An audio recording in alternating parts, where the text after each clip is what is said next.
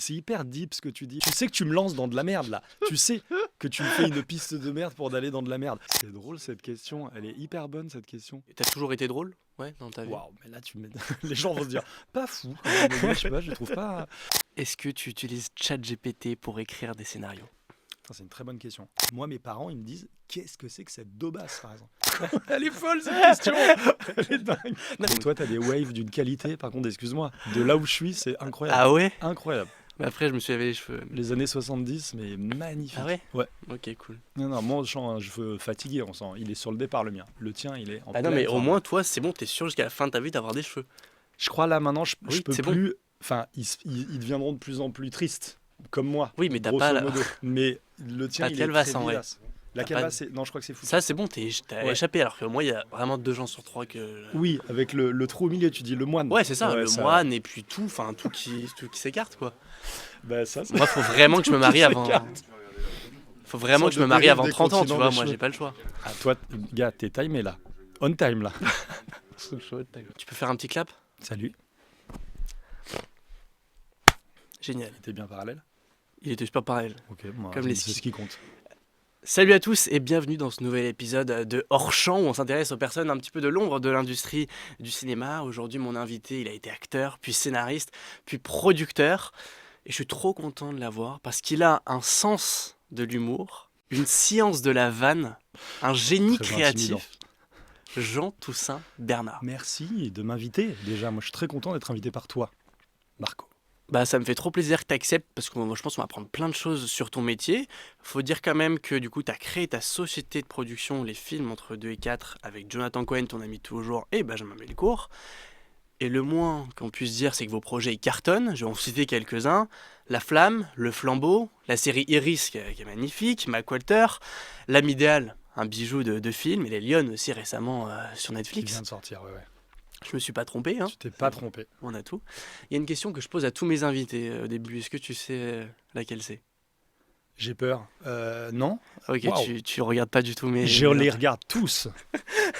Pas du tout. J'ai 22 ans. Ouais. Est-ce que tu te souviens? Qu'est-ce Tu que n'as tu pas faisais? 22 ans, Marco. Il est temps de dire la vérité à ton public. Nous avons les analyses ADN. Tu as 52 ans. Tu es né à Mont-de-Marsan. Et j'enlève mes mes cheveux. Est-ce que tu te souviens? Qu'est-ce que tu faisais toi à 22 ans? À 22 ans, attends, je dis pas de bêtises, parce que sinon ça va être que des mensonges. Non, à 22 ans, je rentrais au Conservatoire National, Ok. qui était le rêve de ma vie, et j'y rencontrais Jonathan Cohen. Donc c'est un vrai rapport avec ce qu'on se dit aujourd'hui, qui est mon ami depuis 25 ans.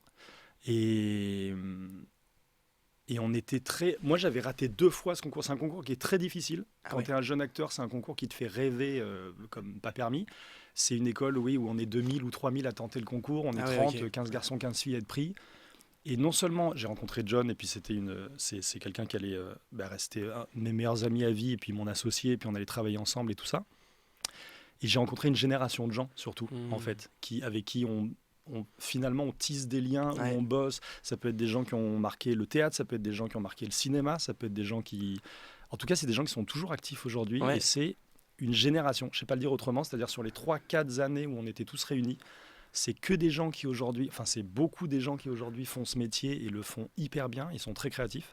Et c'était, je pense quand même, mon service militaire à moi, quoi. Ah ouais, c'est beau. C'était, on était très liés, c'était pas la période la plus facile en termes de doute, de savoir ce que tu voulais faire. Ouais. On était très jeunes, on avait entre 22 et 26, mais ça nous a liés à vie. Parce que du coup, il se passe quoi à ce moment-là? Donc tu finis le conservatoire. J'imagine que tout est pas servi sur un plateau tout de suite. Non, tu as une petite chance quand tu finis le conservatoire, c'est que tu fais partie d'un organisme qui s'appelle le JTN, le Jeune Théâtre National. Ok. Et quand tu travailles, tu es gratuit pour les productions qui t'engagent. Ok. Ils n'ont pas à payer ton salaire, c'est l'État qui s'en charge. Donc tu travailles beaucoup au théâtre. Voilà, donc tu as plus de casting, tu as plus de... tu démarres plus facilement dans le théâtre public, c'est ce qu'on a tous fait. Jonathan est parti même 1 an faire une pièce avec Mathias Langhoff, voilà, qui a aussi marqué sa vie à plein de... En fait, c'est des années de construction et d'apprentissage. Ça a été des années c'était pas des années si heureuses que ça, parce qu'on Ouais. savait pas bien... Ah ouais. On était très trimballés d'une production à l'autre, mais on a énormément appris. Mais vraiment, on a appris notre métier d'acteur. Et même au-delà de ça, on a appris un processus de création qu'on retrouve même encore aujourd'hui dans la prod qu'on a fabriquée. Oui, parce que du coup, aujourd'hui, une de tes grosses forces, c'est aussi l'écriture. Est-ce que du coup, quand tu étais même en cours de français, c'est quelque chose, tu étais hyper à l'aise en français, tu étais vraiment le meilleur de ta classe? Ouais, j'ai démarré très tard d'être un bon élève, moi. C'est vraiment un truc qui Ah, s'est mis justement à un moment dans le cursus, quand on a pu choisir des matières littéraires en première, en terminale. Avant, j'étais un vrai cancre. ok. À un moment, quand on a pu choisir ça, les matières littéraires, j'ai été très heureux. J'étais très heureux et très. Je suis même allé en hippocane, j'ai même continué un peu après le bac. Et ça, c'est un bagage très important pour moi. J'ai une culture qui est hyper classique. Le fond du fond, même si maintenant c'est pour écrire des trucs bien débiles, le fond du fond, c'est une culture très classique d'hippocanieux, quoi.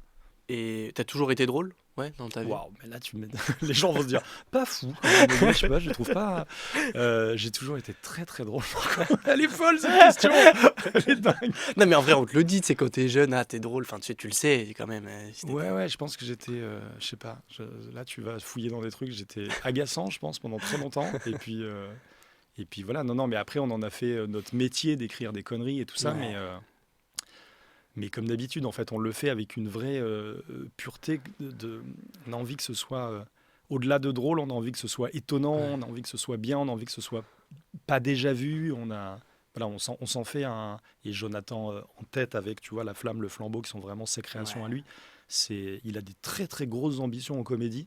Ouais. Il a des grands modèles américains et tout ça. Et c'est un travail. C'est un travail de pas lâcher, de pas parce que en fait c'est un travail d'écriture. On s'imagine que par exemple Jonathan est quelqu'un d'extrêmement drôle, c'est un fait. C'est Ouais. dans la vie vraiment une interview ou un truc. Mais travailler à une écriture qui puisse être ce qu'ont donné les dialogues entre Juif Bien et sûr. Marc. C'est encore autre chose. C'est C'est du autre chose, ça. travail et c'est des fois il s'arrache les cheveux parce qu'il trouve pas, parce qu'il trouve pas assez drôle, parce qu'il en est à la V5 ou V6 d'une scène et puis il se dit bah en vrai ça me fait plus rire et il la réécrit et tout d'un coup c'est plus exactement le même sport que Mm. d'être drôle dans une soirée et faire une vanne. Ouais, C'est écrire de la comédie et ça c'est encore autre chose ça. c'est Et autre chose. c'est plus studieux que ce qu'on Ouais. pourrait imaginer. Et parmi tout ce que tu as écrit, est-ce que tu te souviens d'un projet que tu as écrit très vite parce que tout coulait de source, c'est vraiment allé hyper Ouais. vite. Et il est tout de suite allé à la poubelle. Ah, Il y a eu oui, un allez. vrai- Je l'ai Yes. écrit vraiment en 21 jours parce que je me souviens que j'avais acheté un livre sur comment écrire un scénario en 21 jours. Je te parle de ça parce que avant d'écrire L'âme idéale avec Alice Vial, des scénarios, on en a jeté je pense plus d'une dizaine. Mais quand je te dis Wow. jeter, c'est des scénarios sur lesquels tu passes plusieurs mois Ah. et ce scénario ne donne rien. Mais il t'a fait un tout petit peu gagner ta vie à un moment donné parce qu'il y a une production qui a été intéressée. Et après, il est allé à la poubelle. Ça nous est arrivé une dizaine de fois. Waouh. Mais qui Voilà. le jette à la poubelle? Les producteurs avec qui, parce qu'on n'avait pas encore cette boîte de production, on écrivait pour d'autres boîtes de Ouais. production. Et les producteurs, au bout d'un moment, ils font le tour des acteurs, le tour des diffuseurs. Bon, et puis ils disent, voilà, ça n'a rien donné, mais ça nous est arrivé 1000 fois. Putain. Je dis nous parce qu'avec John, on en a écrit beaucoup. On en a écrit au moins 3 qui ont été achetés. Enfin, je veux dire, ça a été un processus de travail et qui ont filé à la poubelle. Waouh. Voilà. Et dans ceux-là, il y en a un que j'ai écrit tout seul très vite. Et il Ouais. a vraiment. C'est pas qu'il a filé à la poubelle tout de suite, c'est vraiment. Ça n'a intéressé personne tout de suite. Je me suis dit, c'est pas la. Ça s'appelait comment? Oh putain, le titre, je l'ai plus. Enfin, où ça parlait de quoi? C'était vraiment inintéressant? Le ou- premier qu'on coécrit avec John, il s'appelait Frérot. Et c'était sur deux frères qui veulent être acteurs. Et il y en a un pour qui ça marche en claquant des doigts. Et Ouais. qui devient. Parce que ce métier, il est hyper injuste. Ouais. Et on voulait traiter. À cette époque, on était comédiens. Et que ce soit pour Joe et pour moi, on gagnait nos vies, mais ça ne fonctionnait pas au sens Ouais. voilà, c'était pas un rêve, en tout cas, on Mhm. vivait pas notre rêve, on vivait plutôt une galère. Et on avait écrit ce truc en se disant, pour traiter de l'injustice de ces métiers-là, où parfois, tu as un pote qui te passe devant, qui fait un truc éclair, qui en 2 castings devient une star, et c'est compliqué à vivre, ce truc-là. Et on avait écrit un truc là-dessus qui a filé à la poubelle, qui est dommage, Dommage. parce que c'est encore un thème qui me plaît. Mais bien sûr. Voilà. Et aujourd'hui, s'il y a quelqu'un qui est intéressé, Mais il est encore dans la poubelle jaune, on peut le il retrouver est ou encore dans pas? la poubelle jaune, il est encore quelque- dans la corbeille. Non, mais en vrai, tu sais que j'ai des versions sur mon ordi, bien Ouais, sûr, ouais, ouais. évidemment. Mais juste dire aussi, parce que c'est important, qu'avant d'en écrire un, alors s'il y a quelqu'un pour qui ça marche immédiatement, parce que je sais que les gens sont un peu fascinés en ce moment sur les temps courts, sur le côté, est-ce qu'on peut là écrire un scénario en 2 nuits et je sais pas. Hmm. Chez nous, ce qui a marché, c'est le temps long. Ouais, ok. Peut-être c'est cette génération-là qu'on est nous, mais il y a rien qui a été immédiat dans nos parcours. Il y a rien qui a été immédiat. Ni les parcours d'acteurs, même pour John, Hmm. qui a réussi très Hmm. tard finalement, Bien sûr. qui a réussi énormément, mais à 37 ou 38 Ouais, ans. c'est ça. C'était pas en claquant des doigts à 20 ans. La production, c'est venu très tard chez nous, et tout se fait par couche. Voilà. Et des scénarios que j'ai jetés, il y en a, Il y en a je te plein. dis, une bonne dizaine. Et est-ce qu'il y en a un que tu as mis vraiment du temps à écrire parce que vraiment tu t'étais mis une exigence particulière et ça a pris du temps pour avoir les bonnes scènes qui a vu le jour peut-être. L'âme Euh, idéale. L'âme idéale. L'âme Ah ouais, idéale, évidemment. c'est un scénario. Donc, c'est une idée que j'ai eue au début, tu sais, ça fait 10 pages, 15 pages. Tu proposes cette idée-là à mes deux associés qui m'ont dit on part dessus. Voilà. Alice Vial, dont j'admirais l'écriture, est venue me rejoindre très vite. On a écrit la première version, la deuxième, la troisième version ensemble. On est ensuite allé, après elle s'en est emparée, on est ensuite allé jusqu'à je crois que la version de tournage c'est la 9.2. Waouh, ok. Voilà. Mais c'est normal ce que je vous Mm. raconte, c'est-à-dire il n'y a rien d'extraordinaire. C'est pas une version 72 ou c'est pas. On a fait 9 versions, Neuf donc on versions. a fait 3 ans de travail d'écriture sur ce film. C'est énorme. Et en parallèle, tu as le temps de faire des autres projets et tout, Plein mais d'autres c'est. choses, et puis on a fait de la production, et puis Mais ouais, on a fait ça, je crois qu'on commençait à l'écrire entre La Flamme et le Flambeau. ok. Et ça a vu le jour, enfin, vous Ouais. l'avez vu au cinéma le 17 décembre dernier. Donc, mais Ouais. c'est ça les temps. Et puis il y a des gens, tu l'as même vu là sur les Lyonnes, sur Netflix, qui parfois t'envoient un message en mode chambé, je l'ai regardé en un jour. Ouais, Tu- ouais. Ça, après, alors le cinéma, heureusement, t'offre Ouais. un temps long et puis un rapport. Mais c'est vrai que la plateforme là-dessus, c'est incroyable. Ça t'a fait quoi de dire que les gens l'ont vu en un ou deux jours? Tu te dis, ah, frustrant, putain, moi j'y ai pas passé un week-end Ben, avec ça. en même temps, c'est une vraie joie parce que tu sais que ça a marché quand les gens te disent ça. Mais bon, c'est le mode de consommation auquel on est tous obligés de faire face là, qui est que moi-même, en tant que consommateur de séries, tu m'offres une série où il y a un épisode toutes les semaines. Je Mm. suis frustré en fait. Je trouve qu'on a un truc qui est très paradoxal là-dessus, où on est, on est très malheureux quand on nous frustre, mais il y a quelque chose qu'on y gagne quand même. Ok. La Flamme, le Flambeau, par exemple, on sait que ça a eu ce retentissement parce que le mode de diffusion faisait que on en diffusait deux, puis deux, puis deux, puis deux. Non, pardon, c'était par trois, Ah excuse-moi. oui. Ils étaient par trois sur 3 soirées différentes, il y en avait 9. Ok. Et 3 soirées différentes, ça veut dire que pendant une semaine, dans les cafés, les gens se refont les blagues de l'épisode 1 et 2, se redisent, t'as vu ce personnage, t'as vu Châtellerault, t'as vu machin, t'as vu truc. Mm. Et du coup, sur un mois, tu parles de la flamme, les gens se partagent des impressions, des trucs de rire. Je sais, c'est ce qui a un peu présidé au succès de la série quand même. Ouais. C'est le mode de diffusion. Et c'est toi aussi qui allais le pitcher avec Jonathan, La Flamme, le Flambeau? Parce que La ça, faut flamme, c'était, pour te refaire la Ouais. chronologie, mes deux associés, ils ont créé cette boîte de prod 2-3 ans avant que j'arrive, qui s'appelle Les Films entre 2 et 4. Ouais. Quand moi j'arrive, il y a déjà cette idée de la flamme qui est en germe. Canal+, Jonathan est venu et tout ça, c'était compliqué de défendre le projet. C'est le remake d'un truc américain qui s'appelle Burning Love, Ouais, bien sûr. que quasiment personne n'a vu chez Canal et tout ça, mais ils défendent beaucoup le projet, ils y croient. John commence à aller chercher ce casting invraisemblable, des amis à lui, puis au-delà d'amis à lui, des gens qu'il Ouais. admire, voilà. Et ça se fait, voilà. Moi, l'année où j'arrive, on est en train de construire ce projet-là. Ok. Et Voilà. est-ce qu'on peut expliquer, parce que du coup, tu as participé à l'écriture aussi, notamment de ce projet. Flamme Flambeau, je participe à Tu l'écriture. participes à l'écriture. Je fais de la direction littéraire dessus, c'est-à-dire que je discute avec les auteurs mais ce qu'on fait beaucoup avec Ouais. John maintenant, c'est-à-dire qu'on accompagne les auteurs dans leur travail de développement d'écriture. Ok. Voilà, ce qui peut prendre très longtemps. Donc concrètement, t'échanger. La Ouais. direction littéraire, c'est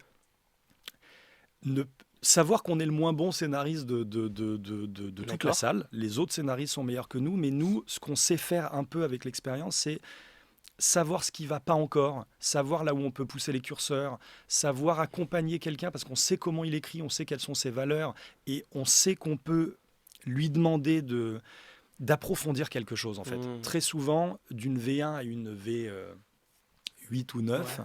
il y a un approfondissement qui est génial. C'est-à-dire qu'un film, au début, il est tracé. Et ensuite, il va avoir toute cette chair qu'on adore quand on va au cinéma, qui est ces scènes qu'on n'oubliera pas parce qu'il y a un mot, parce qu'il y a un regard qui est dit.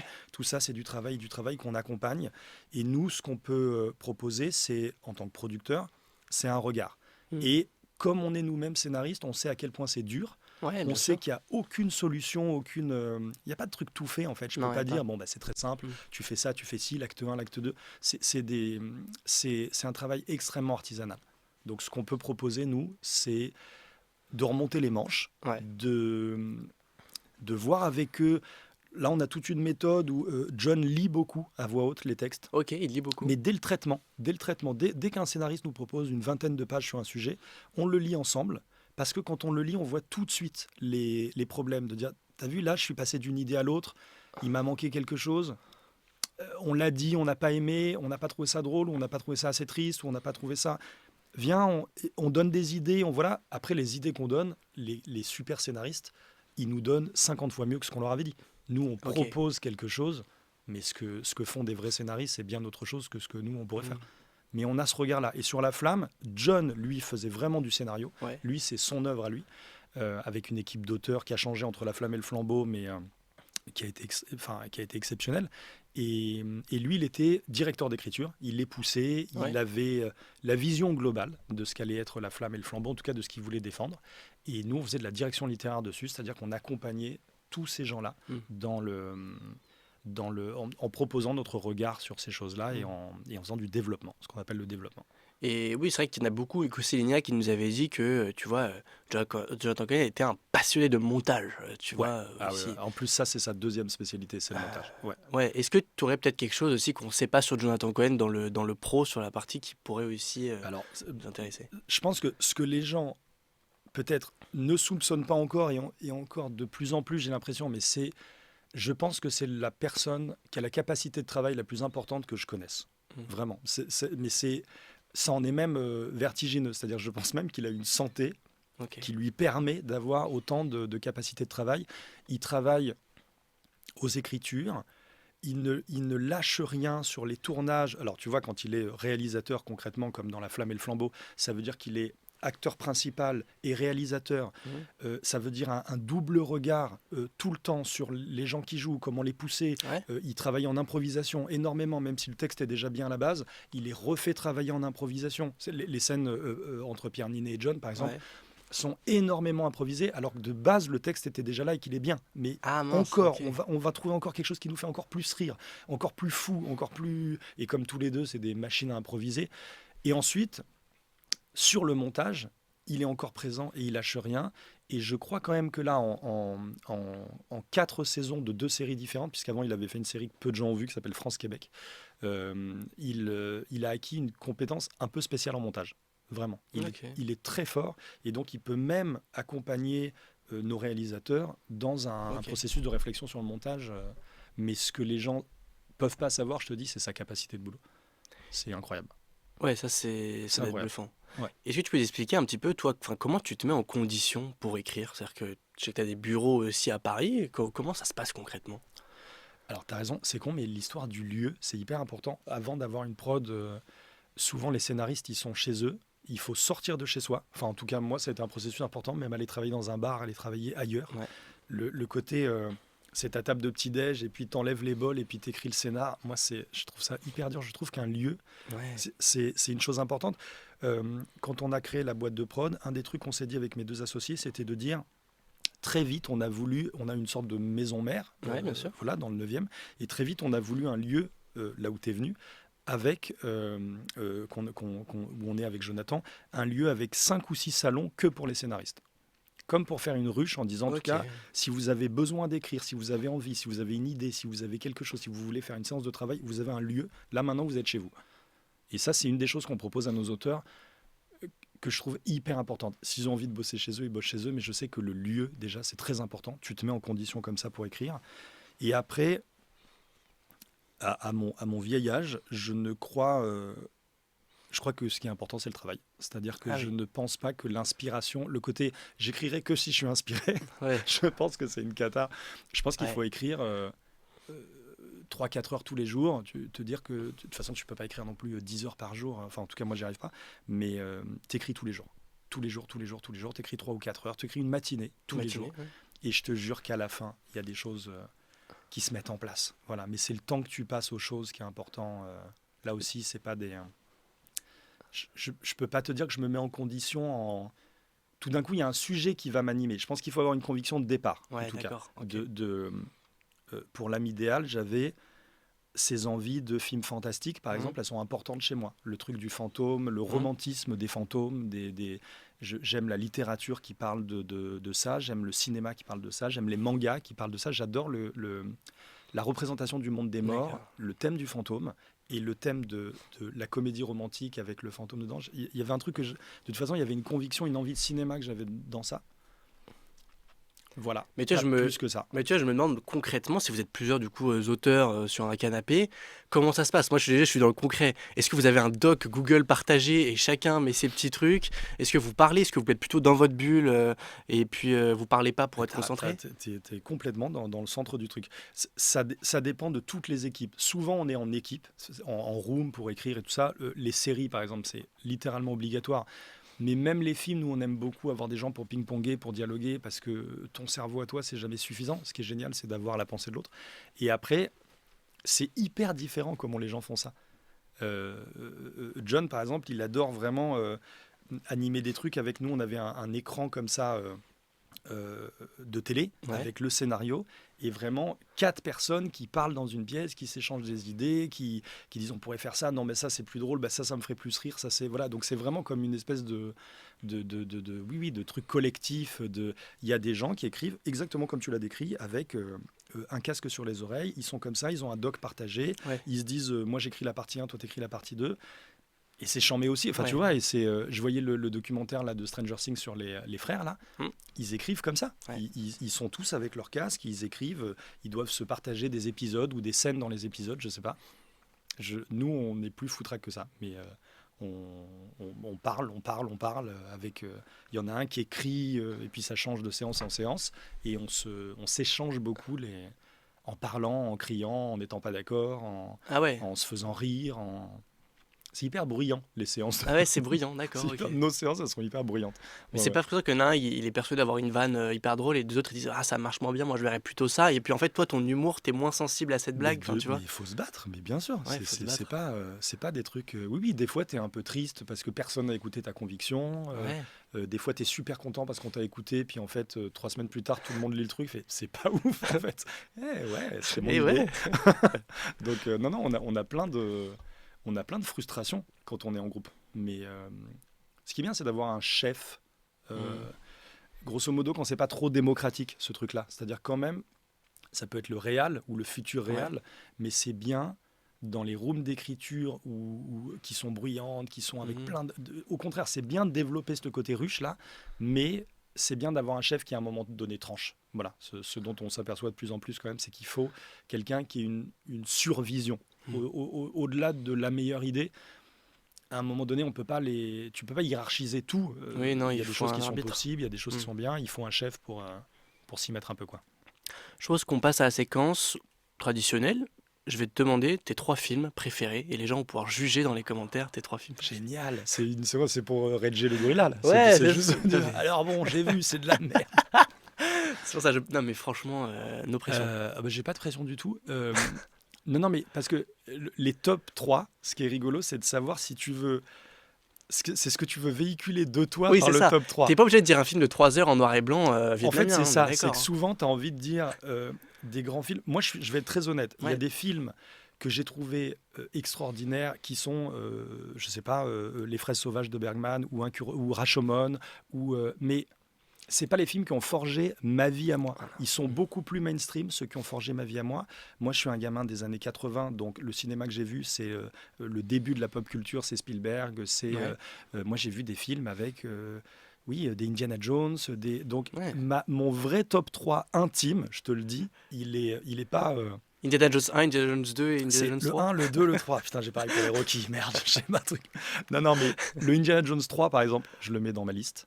Le Retour vers le futur 1, je le mets dans ma liste parce que je le retournerai comme je voudrais. Ce sera toujours, le 1 et le 2 en tout cas, ce sera toujours un modèle de scénario. Je rêverai toujours d'écrire quelque chose d'aussi simple et complexe et plein de sens et plein de... Voilà, je le mettrai dedans. Et un autre film... Il va devenir fou. Je ne pense qu'à Redger le gorilla, c'est horrible, c'est fou, je suis obsédé par lui. Et le troisième que j'assume aussi, c'est Gladiator. Voilà, le Ok. premier. Non, mais très bien, mais c'est très bon goût, c'est grand public, tu vois. Enfin, C'est ça qui est bien. méga grand public, C'est mais je super. te parle de films qui m'ont donné des frissons de spectateurs Ouais, et c'est des ça. envies euh, d'épique, d'émotion, où je me dis Mm. que j'aurais pu mettre aussi des Pixar dedans, tu vois, j'aurais pu mettre des Coco ou vice-versa, ou voilà, mais des trucs que je trouve extrêmement bien construits, très intelligents, et Mm. qui m'ont donné mes premières émotions. Et si je suis très sincère, c'est dans ces films-là que se trouve quelque part mon envie de faire du cinéma, Ok. d'écrire des histoires, de raconter des histoires et d'en faire vivre aux autres. Donc voilà, en fait c'est ça, genre, mon top 3. Moi, je te propose qu'on rentre un peu dans le cœur de ce qu'est la vanne. Parce que toi aussi, c'est une de tes grosses forces, aussi de tes pattes que tu apportes.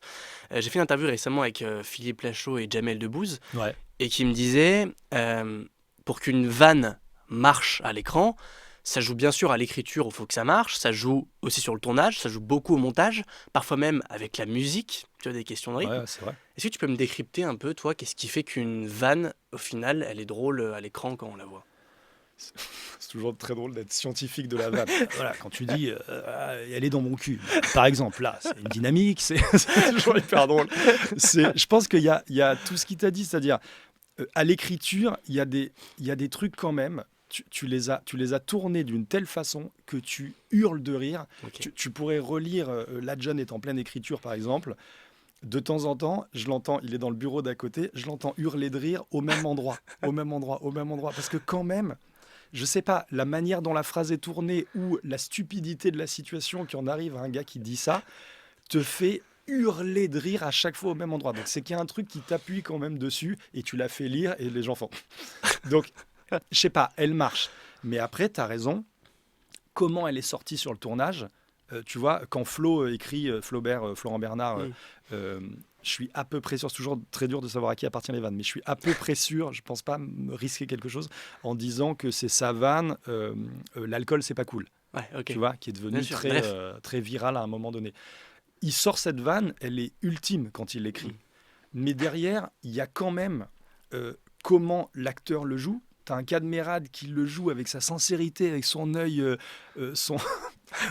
il est désespéré quand il dit ça. Il y a un truc il hallucine qu'elle trouve que Ouais. l'alcool soit pas cool. Cette qualité de jeu-là, la vanne, elle peut être ultime. Tu sais, c'est Ouais. comme ces blagues qui font hurler de rire quand c'est un gars qui te la raconte, puis l'autre gars te la Ouais. raconte, fait Bon, elle est pas si drôle parce qu'il y a Ouais, ouais, ouais. le génie comique. Je sais Mm. pas à quoi ça tient, la connerie que tu as quand tu le.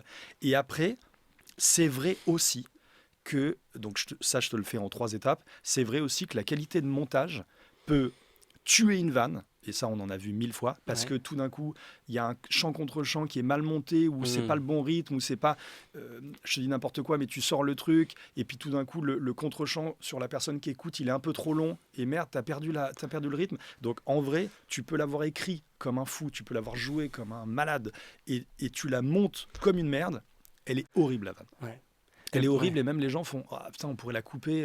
Alors que tu te dis, mais je comprends Oui, pas, alors on avait tant ri quand on l'a truc. Donc ces 3 étapes sont hyper importantes, c'est vrai. C'est vrai. Mais et, la ouais. vraie mécanique de fin, c'est le montage.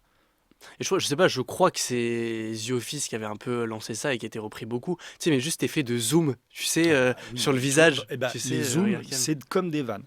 Le truc du truc qui se rapproche Ouais. de Ricky Gervais qui est toujours Ouais, avec c'est ce petit malaise de la cam. Ouais. Mais c'est comme une vanne, c'est mieux qu'une vanne, Oui. c'est mieux qu'un truc dit, c'est parfait. Voilà. Mais tu vois que ça, c'est que de la rythmique. C'est que de la rythmique, Au ça. montage, ils ont dû trouver des valeurs de plan, des trucs qui sont insensés. Ta musicalité, c'est au montage à la fin que tu vas trouver.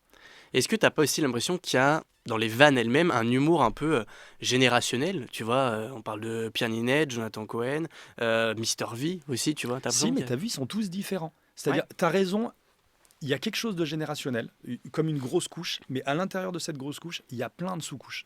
Plein. Parce que pour avoir fait Mac Walter avec Yvick, donc écrit par Freddy Gladieux, Vincent Tirel, Yvick, Simon Astier, c'est un type d'humour presque plus absurde, des fois un peu plus violent. La Flamme, c'est comme un. Plein de gens diraient ah ouais bon c'est un peu pareil, c'est pas tant pareil que ça. Les gens qui ont écrit La Flamme n'auraient pas écrit Mac Walter. C'est Ok. pas les mêmes. Ouais. C'est pas les mêmes. Alors Freddy Gladieux, c'est un mauvais exemple puisqu'il a écrit Le Flambeau avec nous Voilà. et il a écrit Mac Walter. Mais c'est une sorte d'humour assez différent. En fait, l'humour d'Ivy qui est un petit peu plus adulte, un petit peu plus violent, même s'il est bien débile. Là où je trouve que Marc, dans La Flamme, c'est un enfant qui a grandi trop vite. C'est-à-dire qu'il a vraiment un truc de. Il est jamais salace, par exemple. Ouais. Il est jamais. Quand il voit des seins, il fait Oh les lolos. Oh. Mais c'est comme un enfant. Oui. Il n'y a pas de. Il y a pas de vulgarité Ouais. du tout dans La Flamme. Il y a un truc Ouais. bébé. Naïf, ouais. Mais... Bébé débile. Et Pierre Ninet, c'est quoi? C'est plus dans le rythme quand tu analyserais Pierre Ninet, totalement. c'est. Ouais, alors, Pierre Ninet et François, bon, admiration totale sur les acteurs qui sont, Ouais. franchement. Quand ils sont arrivés, je trouve qu'il y a un truc qu'ils ont imposé de. Ça a pu être dans Five, déjà réalisé par Igor Gottesman, mais aussi dans Casting. Mhm. Ils sont arrivés avec une mécanique d'humour, d'auto-commentaire qui était, je trouve, révolutionnaire là-dessus. De dire un truc, puis de faire. Bon, qu'est-ce que je viens de dire là pourquoi j'ai fait ça Cet auto-commentaire, il était hyper nouveau parce que tout d'un coup, rien n'était sérieux. Ils ne savaient pas pourquoi ils faisaient des gestes et puis ils se regardaient. En fait, ils ont travaillé sur la gêne. Je pense qu'ils Ouais, c'est ça, ont des c'est rêves ça. très anglaises. Mm.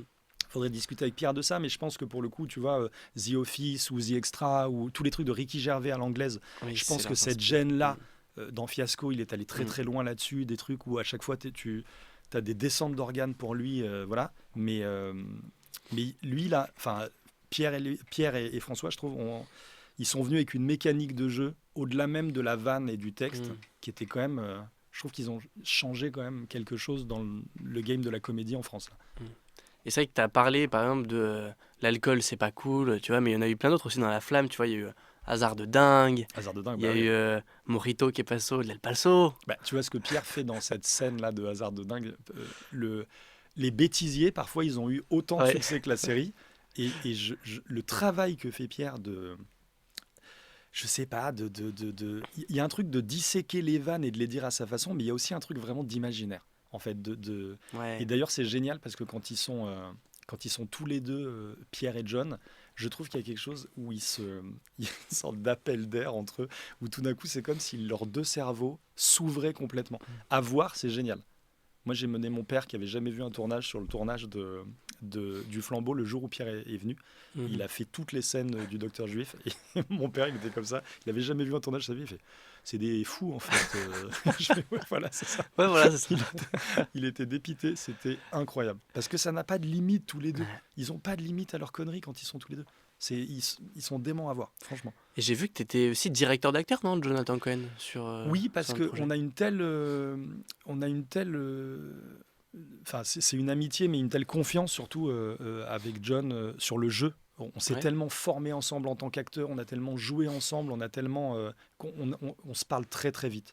Je sais quand il y est pas ou quand il pourrait y être plus. Donc, sur le Flambeau, ça a été un vrai move. Après, je l'ai refait là il y a pas longtemps avec Olivier sur Les Lyonnes, ceux qui jouent le rôle d'Ézéchiel. Comme John ou comme Olivier étaient réalisateurs, ils avaient besoin de quelqu'un pour poser quand même un regard sur eux pendant qu'ils dirigent les autres.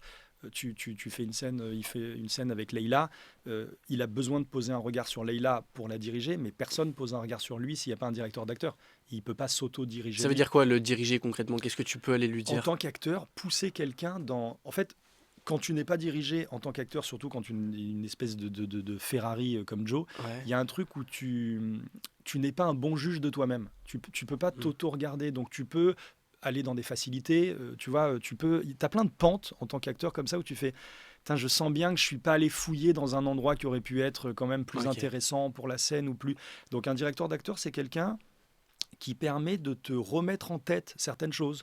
Des fois, Ouais, c'est des ok. enjeux. Dis-toi quand même qu'il vient de se passer ça avant.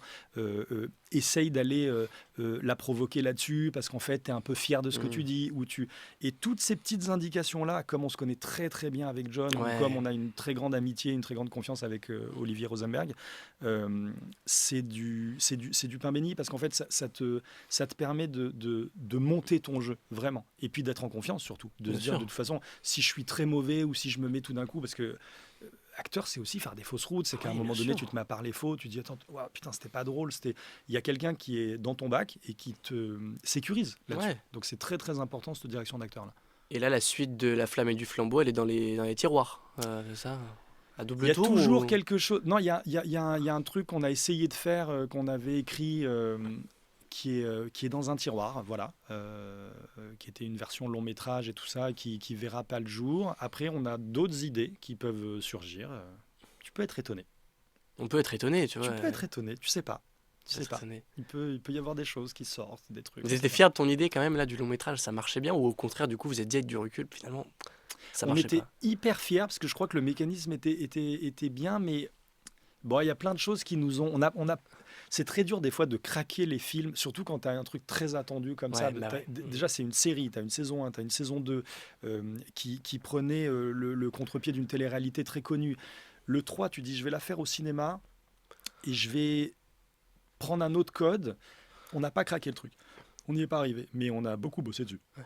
En tout cas, là où vous bossez bien, c'est qu'en fait, c'est à chaque fois hyper drôle les projets que vous faites. Enfin, ou pas, mais dans les projets comiques en tout cas. Il a dit ou pas. Non, mais ou pas, je parle quand c'est des registres qui sont pas. Non, Tu vois? Non, non, mais genre c'est en mode. hyper drôle ou pas. Je sentais qu'il y a des vrais rats.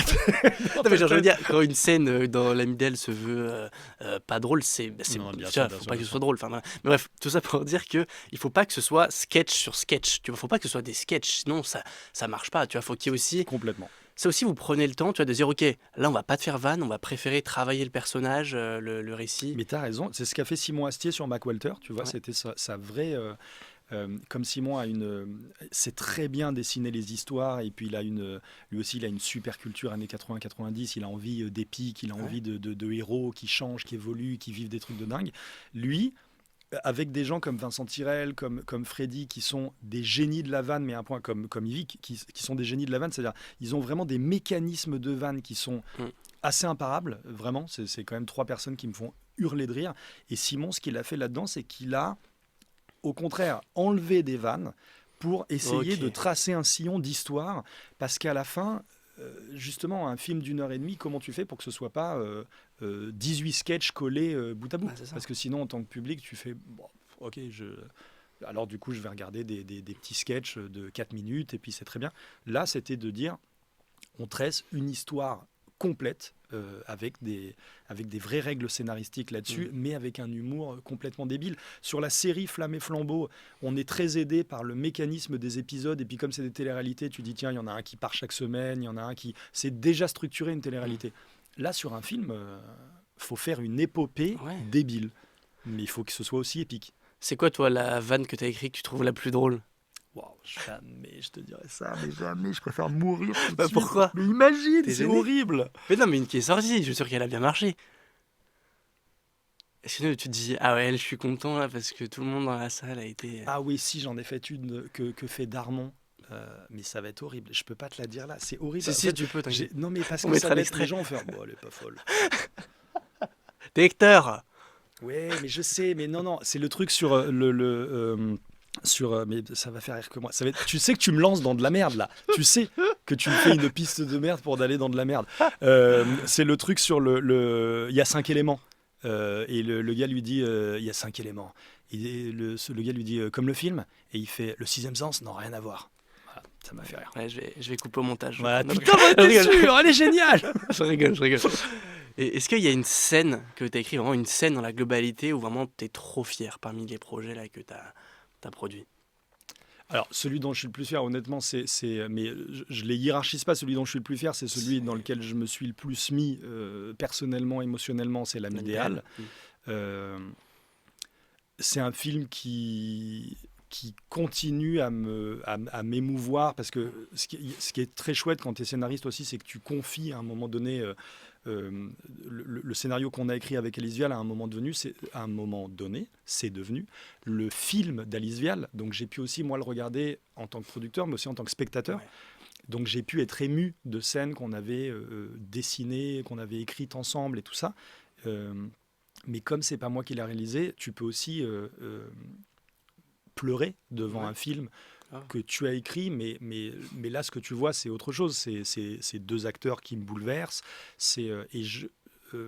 La scène, la dernière scène dans le film de Mireille, qui est un personnage qui a une trajectoire très particulière, puisqu'elle elle meurt pendant ce film. la dernière scène m'émeut aux larmes. Ça vient toucher. Je vois ce que j'ai voulu écrire. Je sais ce qui, moi, de ma vie, me bouleverse dedans. Mais ce que j'y vois, c'est tout ce que les acteurs et la réalisation ont rendu magique. Et ça, c'est pas quelque chose que j'ai écrit, c'est quelque chose que le film a fabriqué lui-même. Et l'actrice Anne Benoît qui joue Mireille, voilà, moi, c'est une de mes plus grandes actrices dans ma vie. Voilà, j'étais hyper heureux qu'elle ait dit oui. C'est des vraies victoires personnelles quand quelqu'un que tu admires autant, avec qui j'avais moi pu jouer comme acteur, mais que j'avais vu jouer dans 1000 films et qui me fascinait, elle te dit oui. Et ce qu'elle fait dans cette dernière scène, voilà, que je te spoilerai pas, mais pas toi, je le connais, mais voilà. Mais ça me bouleverse. Donc ça, c'est une scène dont on est trop fier. Ouais. Non, ça se voit que le projet touche particulièrement à cœur et on va en parler plus en détail juste après de certaines scènes précises. Il y a un étudiant qui viendra te poser des questions sur des moments qui l'ont touché dans le film. Bien, génial. Pour venir juste sur les vannes, est-ce qu'il y a des vannes que tu t'interdis de faire ou pas? Plein. Mais plein. On est en 2026, t'es fou, quoi. Oui, plein. L'époque là-dessus est pas très permissive. Des fois, tant mieux. Des fois, tant pis. Mais ce serait fou de se dire qu'on s'interdit pas de faire des vannes. Ce serait bien sûr qu'on s'interdit à plein. On est dans une époque où tu dis à partir du moment où ça peut choquer quelqu'un, le bouleverser, le truc, c'est que c'est plus dans nous l'humour qu'on a envie de faire. Donc il y a des gens qui ont un humour qui est ultra politique, où je veux dire, eux, ils surfent sur ce truc de dire, mais tant mieux si ça bouscule des gens, tant mieux ces trucs. Nous, de fait, que je te parle de La Flamme du Flambeau, de Sentinelle, de Mac Walter, il y a un truc ou même des Lyonnes, qui a un humour très particulier que j'adore. Il n'y a pas quelque chose qui est dans cet humour-là, dans ces humours-là, ou Iris même, qui est très drôle à un autre endroit, il n'y a pas quelque chose qui est fabriqué pour choquer. C'est pas notre ADN là-dessus. C'est vrai que ma question elle est peut-être complètement stupide et sans aucun sens, mais pour quelqu'un qui n'est pas drôle de nature, mais qui veut être drôle, tu vois, est-ce que tu aurais peut-être des clés à donner à quelqu'un qui peut le rendre un peu drôle? C'est drôle cette question, elle est hyper bonne cette question. Je sais pas, parce que ce que tu écris, ça n'est que un... En fait, ça dépend de ce que tu appelles être drôle. C'est hyper deep ce que tu dis, parce que y a des gens qui ne... J'ai rencontré par exemple là l'auteur d'une BD qu'on voulait optionner, voilà, puis ça s'est pas fait, mais qu'on adore, vraiment. Je trouve là pour le coup qu'il y a un humour, mais un humour... Ça m'a fait rire aux larmes cette BD. J'ai rencontré l'auteur, c'est quelqu'un qui dans la vie est plutôt ce que tu qualifierais de très très timide et introverti. C'est quelqu'un qui est pas très à l'aise, qui est où le truc social, c'est pas la personne dont on se dirait qu'elle est drôle. Pourtant, quand elle écrit, c'est pas qu'elle est drôle, c'est qu'elle est, mais genre ça décape tout son humour. Il est un peu révolutionnaire, son humour. C'est-à-dire que vraiment, ça choque ton cerveau. Il y a des éclats de rire que j'ai eu dans cette BD, parce que mon cerveau, il a fait des comment c'est possible d'être aussi drôle. Mais la personne, tu l'aurais rencontrée, tu m'aurais dit, putain, je sais pas si elle avait dit, voilà, ce sera de la comédie, on aurait fait, ok, chelou. Mais c'est pour ça que c'est très compliqué de... Il y a des gens, encore une fois, qui sont drôles parce que tu les mets sur un siège et rien que voir leur tête, t'as envie de rire, t'as un sourire. Ils ont un truc, une bonhomie, ils ont un truc, c'est des snipers quand ils envoient des vannes, des trucs. Mais Dieu merci, tu peux être drôle de 1000 façons différentes. Et je te dis, j'estime par exemple que Iris est une vraie comédie. Au même titre que Le Flambeau est une vraie comédie, je pense pas qu'on puisse faire un plus grand écart d'humour que ces trucs-là. Et dans la vie, une Doria qui est très drôle et très charmante et un Joe qui est très drôle et très charmant n'ont pas du tout les mêmes types d'humour tous les deux. Et pourtant, ils s'adorent et tout ça, et puis ils rient ensemble, mais ils n'ont pas, c'est pas les mêmes genres de vannes. Donc le tout, c'est surtout de trouver un truc qui te ressemble, et après, tu sais jamais qui ça va toucher. Je trouve que c'est ça qui est génial dans l'humour. D'ailleurs, c'est hyper clivant, Flamme et Flambeau. Là, Flamme et Flambeau, il commence à y avoir un consensus de ce que ça a fait aux gens. Mais on sort la flamme. Moi, mes parents, ils me disent, qu'est-ce que c'est que cette daubasse, par exemple. Mais vraiment, ils voient le truc. C'est dur. On n'a pas ri une seconde. Mais pas une seconde. C'est pas grave. C'est mes parents, ils ont 65 piges. Ça, tu le prends pas mal à ce moment-là? Mais parce que moi, j'étais sûr que ça les ferait pas rire. Ok. Mais et mon père va voir l'âme idéale et il me dit, je suis bouleversé. Voilà. Ou mon père voit Iris et il adore ça. En fait, c'est pas grave. C'est pas grave que ce soit clivant. Je trouve que c'est plus risqué là en ce moment de faire une très grosse comédie. Tu sais que tu as 50% de gens qui vont te dire c'est de la merde et 50% de gens qui vont te dire c'est les mots de maintenant, là, les masterclass. Génial, c'est les trucs qui doivent tenir en une phrase. Donc je trouve que tu prends un très gros risque quand tu fais de l'humour. Et j'ai une admiration énorme pour les gens qui prennent ce risque-là. C'est presque plus simple de faire un drame. Non pas que le film est plus simple à écrire, rien n'est simple à écrire, mais tu sais que grosso modo, tout le monde va te dire ouais, c'est beau, c'est bouleversant. Faire rire les gens, c'est un vrai truc. C'est un vrai métier. Ouais, je trouve que c'est une plus grosse prise de risque. Et tu as parlé de Iris où là l'humour est aussi différent. Est-ce que tu peux nous parler justement d'Iris, comment tu as travaillé dessus? Alors pareil, en direction littéraire, c'est vraiment donc deux auteurs, Constance Verlucas et Doria Tillet.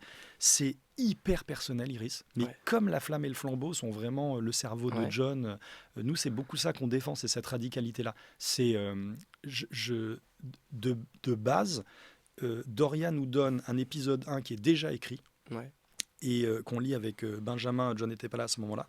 Et de base, c'est une admiration immédiate. C'est-à-dire vraiment cette écriture-là, je ne l'avais vue nulle part. Il y a un côté extrêmement, très Woody Allen, très Fleabag.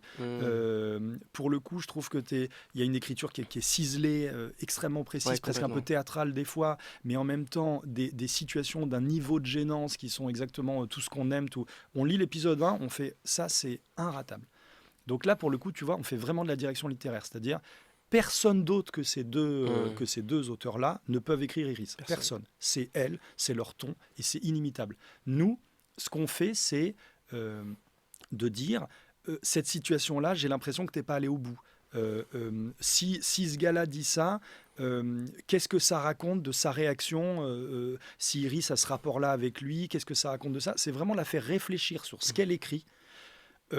Essayer parce que souvent c'est extrêmement bien pensé parce que les deux auteurs sont tellement intelligentes que souvent quand même elles ont énormément vu les pistes qui étaient possibles et, voilà. Et c'est vraiment de réfléchir avec elles à égalité totale sur comment on peut avoir une situation qui est encore plus brillante là-dessus, comment on peut les pousser, comment on peut les conseiller, comment on peut les aiguiller, mais là typiquement il n'y a rien à écrire, c'est elle qui écrit parce qu'elles sont chambées, vraiment. Iris, je trouve ça inimitable. Ouais, non, c'est inimitable. Et voilà, là on l'accompagne sur une saison 2 qui est en écriture. Et c'est pareil, c'est quand elles sont venues nous pitcher le truc, il y a des choses qui sont des évidences en fait. Quand elles sont venues nous pitcher la saison 2, c'est déjà on l'écoute comme ça.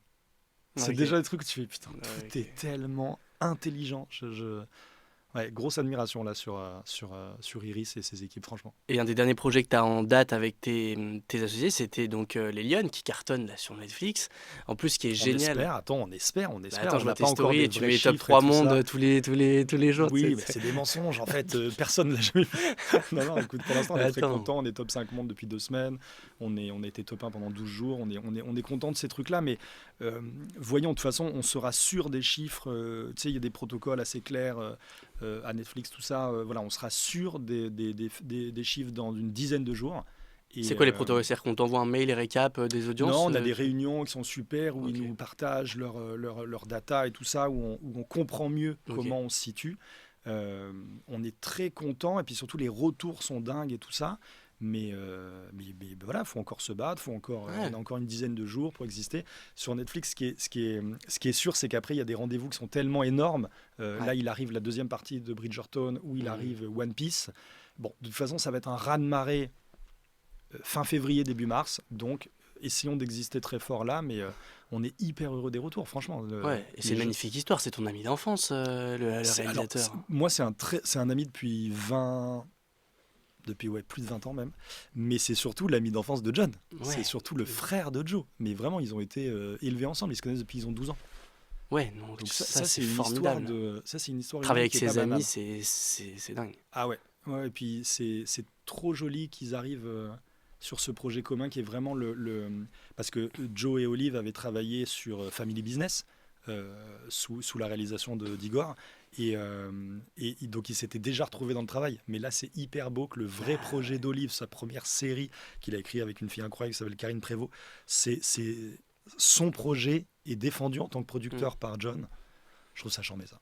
Mais donc, du coup, vous avez vos équipes avec lesquelles vous écrivez, et puis après, vous les envoyez à Netflix ou pour ça, ou Amazon pour MacWalter. Ouais. Comment ça se passe, les échanges avec les auteurs de chez eux? Est-ce que ça négocie ça... Avec les auteurs de chez eux? Ouais, est-ce qu'en fait, ils ont des eux, gens, ils n'ont pas j'imagine. d'auteurs. Ah, ils relisent Non. pas vos versions pour valider Non, ils ont des lecteurs, Ah là, mais ils des n'ont pas lecteurs. d'auteurs. Lecteurs. Ils ont des lecteurs, mais quand je dis, ils ont des responsables de projets D'accord. qui sont vraiment super. Là, ceux avec qui on bosse sur Netflix, là, sont incroyables. Nous, on a eu la chance de bosser aussi avec les équipes d'Amazon, qui sont super, avec les équipes de Canal, avec qui on est lié depuis La Flamme et le Flambeau. Ouais. On a la chance, là, quand même, en ce moment, chez tous les diffuseurs, d'avoir des gens d'une grande qualité, justement, de lecture. Je trouve que là, comme quand même en France, depuis 10 ans, tu imagines tout ce qui s'est passé dans les séries, je trouve que le niveau de lecture est devenu incroyable chez nos interlocuteurs. Donc c'est très agréable de parler des projets. Oui, quand c'est une série, on vend ce qu'on appelle une bible. Parce qu'une série, tu la préécris pas, parce que c'est trop long d'écrire une série, c'est l'équivalent de 3 ou 4 longs métrages. Donc tu écris une bible qui est une présentation du projet, c'est un traitement, c'est des personnages, c'est voilà, une présentation une cartographie la plus exacte possible de ce que va être la série. Et ensuite, on en parle en disant est-ce que ça a la place Voilà, il y a des projets qui sont une évidence sur Canal, d'autres qui sont une évidence sur Netflix. Des projets où Netflix nous dit celui-là, on va pas le prendre parce que c'est pas pour. Mais on le vend à d'autres gens pour qui c'est une évidence. Après, c'est chouette aussi, là, avec tous les guichets qui existent aujourd'hui, de se dire qu'est-ce qui est le plus juste. Ouais. Je pense qu'Iris sur Canal+, par exemple, c'est hyper juste. Ouais, complètement. Tu vois, il y a chez Canal, défendre ce type d'écriture, ce type même de bizarrerie, je trouve qu'il y a une justesse qui est dingue. Les Lyonnes sur Netflix, c'est trop bien, c'est une évidence. Oui, voilà, ça colle parfaitement. Ouais. Quand on fait MacWalter ou Sentinelle, comme là on va faire une sorte de troisième volet à ça là, avec Amazon, il y a un partenariat sur ce type de comédie qui est hyper agréable, Ouais, ok. où on sent qu'on parle la même langue. Voilà. Voilà ce qu'on présente comme chose. Non, c'est beau. Je pense qu'on passe à un petit jeu conçu vraiment spécialement pour toi, scénariste. Je vais te donner des films et dont là tout le monde connaît la fin et tu vas essayer de me dire une autre fin. Est-ce que tu peux me réécrire la fin de Titanic où Jack il meurt pas? Bien sûr, celle-là on l'a tous rêvé. Il monte à 2 sur ce putain de planchon là, enfin, et après il se marie et c'est merveilleux. Ah non, mais ça c'est trop facile. Mais oui, mais celle-là on l'a trop rêvé. Là tu me donnes un truc, c'est pas. Tu peux pas me faire un truc un peu où il se fait manger par un requin Non, c'est nul. C'est nul. DiCaprio, il a encore des questions là-dessus. Ouais. Il veut plus répondre. On lui dit pourquoi vous n'êtes pas monté à 2 sur la planche. Ouais. T'imagines comment ça c'est dans tout le monde en rêve ça. Ça, c'est trop dur ce que tu me fais. Je veux qu'il se marie immédiatement. Oui, mais donc en fait, il monte sur la planche et après, il se passe quoi? Et ben ensuite, elle siffle. Le gars la récupère. Et ils sont tous les deux. Ils sont bien dans la petite couverture. Ils ont chaud et tout. Ah, mais donc ils arrivent à aller sur un bateau, tu veux dire, s'il n'y avait pas de bateau Mais si, tu sais, il y a le petit bateau là qui récupère Oui. Rose après, pendant qu'elle siffle. ouais. Ah oui, Bon, c'est vrai. et ben là, elle est avec son gars qui est tranquille sur le planchon. Elle le prend et ils se marient ensemble. Ça, non. Celui-là, tu peux pas me l'enlever. On n'a jamais compris pourquoi ça s'est pas passé comme ça. Je vais te donner un deuxième film que moi j'adore, qui est La La Land. Je sais pas si tu te souviens de la fin de La La Land. C'est trop beau. C'est quand il revoit toute l'histoire là. Bah moi j'ai juste les trucs frustrants où en fait, du coup, elle est avec son mec, tu sais, elle revient dans la salle où il est dans le jazz, et tu sais, du coup, il se voit, mais elle repart avec son mec, et lui, il est tout seul sur son piano. Oui, Tu sais, c'est trop frustrant. Dans ma tête, c'était. Non, d'accord, ça c'est la vraie fin. Ah. C'est ça. Ouais, oui, dans ma tête, il n'y avait pas une sorte de flashback hyper joli de ce qu'aurait pu être leur histoire. Ah, si ça avait bien marché. Je me souviens plus. Mais peut-être, ok. Moi, je me Sinon, souviens plus. j'invente déjà une fin. Mais attends, mais peut-être qu'il y avait ça. Mais moi, je me souvenais d'une scène. Je t'avoue que ce film, je l'ai pas adoré. Ah merde. Chut, on le dit pas. On dira pas Ryan. Mais j'avais un souvenir d'une scène qui m'avait frappé où il y a tout un film qui aurait pu être leur film à eux. Ok. Mais je sens que tu me regardes comme si je l'inventais. Ah, mais tu l'as vu. Ah oui, c'est ça. C'est ça aussi, c'est ça. Ah oui, en fait, ils y ont pensé. Ils y ont pensé. Et ça, ça m'avait bouleversé cette fin-là. Ouais, c'est vrai. Après, la vraie fin que j'aurais fait, c'est qu'il se met un autre style de musique. Il se met au rock'n'roll. Voilà, je te le dis parce que le jazz, ça me gave. Et s'il pouvait se mettre vraiment tout d'un coup au rockabilly, voilà, je vous ai pas dit, mais one for the money, two for the show, allez, ça m'aurait quand même plus fait kiffer. Mais bon, ça c'est moi personnel. Là, tu m'as mis dedans. Je pense qu'on passe à l'avant-dernière séquence. Ouais. C'est la partie écriture. J'ai quelques questions très précises sur l'écriture. Est-ce que vous écrivez chronologiquement ou vous allez directement à des scènes qui sont très fortes? Euh, Nous, on écrit. Putain, c'est une très bonne question. On écrit chronologiquement, grosso modo. Ça m'est rarement arrivé de ne pas écrire chronologiquement, mais c'est marrant parce qu'on en a parlé de cette méthode-là il n'y a pas longtemps. Il y a des gens qui font ça, qui écrivent les scènes qui leur a donné envie d'écrire le film. C'est-à-dire qu'ils écrivent, je te dis n'importe quoi, dans l'âme idéale, ce serait les 3 scènes fortes Ouais. qu'ils écrivent avant tout. Et une fois qu'ils ont ces 3 scènes fortes Ouais. début, de milieu, de fin, ils reconstituent des trucs. J'ai jamais fait ça. Je n'écris que de manière chronologique, que en prenant la première scène et comment on va là. Parce que ce que je comprendrais pas moi, c'est comme chaque scène découle dans une autre scène, coule dans une autre scène, je saurais pas bien écrire la scène numéro 8 si j'ai pas écrit la scène numéro 1. Mm. Donc moi j'écris que de manière chronologique. Et une scène, ça peut prendre plus d'un jour, largement.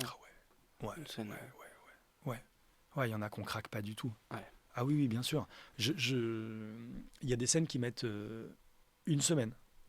Ah ouais. Tu passes une semaine sur une scène.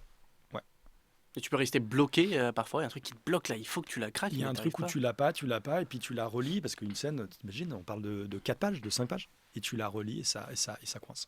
Et ça coince, et tu sais pas pourquoi, et c'est pas bien, c'est pas drôle, ou c'est pas... Ça coince, c'est pas bien.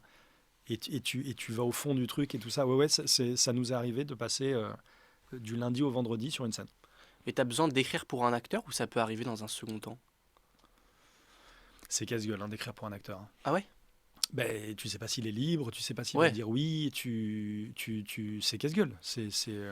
Là, par exemple, tout ce qu'on a écrit sur ce film de La Flamme dont tu parlais, qui n'existe plus, là, par exemple, on a écrit que pour des acteurs, puisque tu écris pour les personnages Oui, là, tu les- de Flamme Flambeau.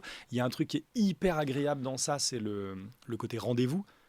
Tu sais comment Annick parle, tu sais comment Patoche parle, Bien donc sûr. ça doit être hyper agréable pour des gens qui font des séries sur 8, 10 saisons. Tu vois, au bout d'un moment, tu écris pour Friends. Ça doit être trop agréable de dire je sais très bien comment Joey fera ça, je sais très bien.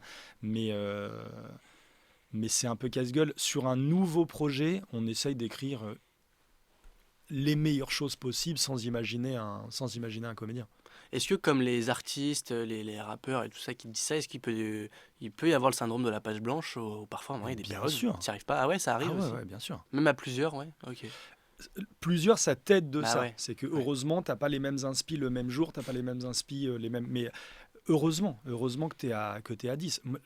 Nous, on sait pas très bien travailler tout seul. Hein. D'ailleurs, tu vois, on est 3 associés dans cette boîte de prod et on pourrait pas se dissocier. Les projets, on les écrit toujours en room. Je m'imaginerais pas écrire un truc seul aujourd'hui. Je trouverais ça hyper casse-gueule. Ouais. Est-ce que vous connaissez toujours la fin quand vous commencez à écrire dès le début? On essaye. Moi, j'essaye. C'est de pas du tout savoir où tu... C'est pour ça aussi que les étapes sont bien écrites. Je sais que les auteurs, ils détestent toutes les mini-étapes de vente d'un projet. Ouais. Tu sais, tu passes par un synopsis, puis un traitement, puis un Oui, c'est vrai. séquencier. Alors, il y a des gens qui ne font pas ça. Iris, par exemple, Doria, ne passe que par le dialogué. Donc, elle a Ok, besoin. ouais. Ce serait hyper intéressant de demander à Doria si là, par exemple, elle sait exactement à la fin d'un épisode où il débouche, mais par contre, elle a déjà son arc général. C'est-à-dire qu'elle sait quand même globalement ce que va traverser son personnage sur les 6 épisodes. C'est compliqué de se lancer sans du tout savoir où tu vas. Pareil, il y aura des gens qui te diront moi je fais ça, mais je trouve ça hyper galère ça. Et est-ce que tu peux expliquer comment on gagne sa vie quand on est scénariste au début? En vendant tous les documents, c'est-à-dire un scénariste arrive avec un projet. Déjà, un scénariste, normalement, cumule plusieurs travaux d'écriture, c'est-à-dire souvent, les bons scénaristes disent « Moi, je suis dans la room d'écriture de telle série saison 3, j'ai mon projet de film que j'ai vendu à telle boîte de production et on en est au stade du développement de la V1 et ils essayent de chercher un financement. J'ai aussi 2 trucs que je vous propose là. Voilà, souvent quand même, au bout d'un certain nombre de temps, les scénaristes ont beaucoup de choses dans leur tiroir. Et ils vivent en vendant plein de choses différentes, à plein de productions différentes, et souvent à des stades très très différents de développement. Des fois, tu as une série qui va bientôt être diffusée sur Netflix, Oui, bien et sûr. tu as un projet qui a 4 lignes, mais tu y crois énormément parce que, je sais pas, ce pitch t'enthousiasme. Donc, tu gagnes de l'argent parce qu'un producteur t'achète, par exemple, ton idée qui tient sous la forme d'un synopsis de 3 pages. Eh ben, le producteur te signe une première option en disant je te signe une option pour optionner ce sujet-là comme tu me l'as raconté. Fabrique-nous un traitement d'une vingtaine de pages et pour ça, on le rémunère. Voilà. Et après, disons que tout ce qui est payé par la production, pour être hyper précis sur les trucs, Ouais. c'est souvent des petites sommes qui te permettent de commencer le travail pour un dossier ou pour quelque chose que tu vas présenter à un diffuseur. Et là, le Graal étant de signer une convention d'écriture avec un diffuseur D'accord. qui, cette fois, te permet de vivre de ton métier très correctement. Mais pour en arriver à décrocher une convention d'écriture, il faut, avoir fait des documents qui sont Ouais, chouettes bien sûr. avant et donner envie de vendre ton projet et au diffuseur de l'acheter, quoi. Bien sûr. La question qui tue, Oula. est-ce que tu utilises ChatGPT pour écrire des scénarios? Mais on a essayé 1000 fois, mais il est con. T'as déjà essayé de le. Alors, déjà, en drôlerie, c'est toutes les pires vannes Ah ouais? du monde. Il est horrible. Il est horrible. Quand tu lui dis est-ce que tu as un truc marrant à dire de ce gars-là à qui il arrive ce truc-là, vois les propositions qu'il te fait, elles sont catastrophiques. Catastrophique. C'est le mec le moins drôle de la pièce, c'est ChatGPT. Non, on a essayé plein de fois de temps en temps, c'est quand il y a des situations qu'on aimerait, des situations qu'on trouve difficiles à manager en disant quelle pourrait être l'idée. Et parfois, sur une liste de 10 propositions, Ouais. il te donne une idée qui est pas intéressante en tant que telle, mais qui, toi, te fait rebondir sur un truc. Donc, c'est vraiment un outil de biais. Je peux pas Ok. te dire le truc dont on rêve de ChatGPT écrit ton scénario quand Ouais. tu lui donnes un sujet des acteurs, mais dans 1000 ans, mais Parce qu'il pas, peut pas faire des demain. scénarios. Enfin, on voit que ça marche, mais Ils juste toi, sont, tu trouves que ils ça marche sont pas. horribles, ces Ok. scénarios, vraiment. Ils sont mal écrits, puisqu'en gros, il fait des mélanges de ce qui existe déjà, de ce qu'il peut trouver sur Internet. Donc en fait, il te fait des pots pourris de trucs. Je, je, je suis pas. Je sais qu'il y a un truc en ce moment sur l'IA va tous nous remplacer. Mhm. Je suis pas. Je suis pas ultra pessimiste là-dessus. Ah, Je c'est cool. pense pas que les boulots de création. Je pense que plein de boulots peuvent être menacés par l'IA. Je pense pas que les boulots créatifs soient menacés par l'IA. Non, mais c'est cool, t'es naïf. Voilà, c'est ça. C'est vraiment le gars qui est dans une prison pour robots dans 20 ans. C'est dingue, j'y croyais pas. Mais Non, t'as mais déjà essayé de lui donner, tu sais, maintenant il peut s'imprégner de ton style, lui donner des scénarios que t'as déjà fait, lui dire inspire-toi ouais, de on a son style. essayé Ouais, t'as plein de essayé choses. aussi. Ouais, plein de trucs. Mais Ok. il ne te pondra jamais une scène, vraiment. En tout Ok. cas, le chat GPT, là d'aujourd'hui, en 2026, ne te pondra jamais une Jamais. scène, juste bien. Une scène où tu fais, bah, gars, j'ai rien à redire. Elle est bien, ça n'existe pas. Mm. Vraiment. Je vois pas le. Je pense que ce qui peut arriver, c'est qu'il y a un peu, tu sais, des scénarios à la chaîne pour des produits hyper bas de Mm. gamme comme ça, je sais pas, des petits dessins animés pour enfants où tout d'un coup il produit des. Mais ton grand film que tu kiffes, qui est écrit entièrement par ChatGPT, Ouais, je ok. le vois pas, mais t'as raison, c'est peut-être de la vraie naïveté aussi. Non, non, mais c'est bien, tu vas voir la validation des gens, tu vois. Hmm. C'est bon. Quelqu'un a voulu. C'est bon, non, tu me diras la réalité en off. Bon, en vrai, ouais, voilà, c'est bon, il nous a déjà remplacé. Tout le flambeau écrit de Quelqu'un a voulu ChatGPT. te laisser un petit message. Oh. Bonjour Jean-Toussaint Bernard, c'est Alice Vial. J'avais une petite question pour toi. Alors, pendant la tournée, on a fait plusieurs dates ensemble. Pendant la tournée des avant-premières en France du film, on a fait plusieurs dates ensemble, mais celle où tu n'étais pas là, souvent on me posait la question, pourquoi est-ce que tu as envie de raconter cette histoire? Et du coup, souvent, je renvoyais les spectateurs à ta personne, évidemment, en disant, il faudrait poser la question à Jean Toussaint. Et moi, je savais évidemment, je sais pourquoi j'ai accepté d'écrire le film et de le réaliser, mais évidemment, je ne pouvais pas répondre à cette toute première impulsion, cette petite flamme. Voilà, qu'est-ce qui fait que toi, et du coup, j'ai très envie d'avoir la réponse, qu'est-ce qui fait que toi, tu as eu envie. Alors, je connais notre amour commun pour les histoires de fantômes, et voilà, je pense que tu as tout de suite senti que c'était hyper intéressant comme moteur de fiction, mais qu'est-ce qui fait que toi, à l'intérieur, sans évidemment te pousser à aller dans des choses trop personnelles, mais enfin, tu répondras ce que tu veux, mais qu'est-ce qui, toi, si tu prends 2 secondes pour te pencher sur la question, qu'est-ce qui fait que tu as eu envie de raconter l'histoire d'Elsa, passeuse d'âme? Voilà, j'ai pris ma petite voix grave pour appuyer tout ça. J'ai trop envie d'avoir la réponse, j'ai hâte de l'écouter le podcast du coup pour savoir. Et je t'embrasse et bon enregistrement. Alice Vial, la réalisatrice de L'Ami d'Ève. J'ai aucune idée de qui est cette personne. C'est malheureusement pour ça que je ne pourrais pas répondre. Qu'est-ce que je l'aime. C'était trop bien d'écrire avec elle, ce truc. C'est vraiment la personne... ça n'aurait vraiment pas pu être quelqu'un d'autre depuis le début. C'est vraiment, ce film a choisi ces gens. Marco, j'ai eu envie d'écrire cette histoire parce que, pour des raisons très intimes et personnelles, j'ai envie d'écrire des histoires de gens qui s'aiment après la mort, d'amour qui ne s'arrête pas. Voilà, j'avais envie d'écrire une histoire extrêmement romantique, comme dans Les Hauts du Hurlevent ou comme dans